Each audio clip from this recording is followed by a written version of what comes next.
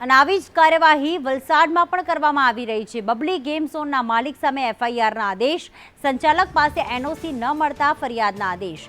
Game ઝોનમાં entry અને એક્ઝિટનો એક જ દરવાજો છે। તંત્ર દ્વારા ચેકિંગ હાથ ધરાયું હતું। વલસાડ બબલી બી નામના ગેમ ઝોન સામે એફઆઈઆર કરવાના આદેશ કરવામાં આવ્યા છે। ગેમ ઝોન સંચાલક પાસે ફાયર એનઓસી ન મળતા ફરિયાદ કરવાના આદેશ કરવામાં આવ્યા। રાજકોટની ઘટના બાદ વલસાડ તંત્ર પણ હાલમાં સફાળે જાગ્યું છે।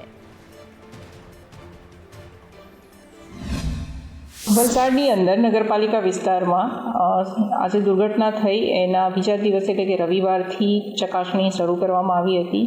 એના સંદર્ભે જ્યાં પણ આવા ગેમ ઝોન કાર્યરત હતા એ જે માહિતી મળી હતી એમાંથી એક જ ગેમ ઝોન કાર્યરત હતું કે જે બંધ કરાવડાવવામાં આવ્યું છે અને ચકાસણી દરમિયાન એ પણ ધ્યાને આવ્યું છે કે એની પાસે ફાયર એનઓસી લેવામાં આવેલ ન હતી, જેથી કરીને એમની સામે પગલાં લેવા માટેના પણ આદેશ આપવામાં આવ્યા છે। એટલે ટૂંક સમયમાં એફઆઈઆર પણ દાખલ કરવામાં આવશે એમાં।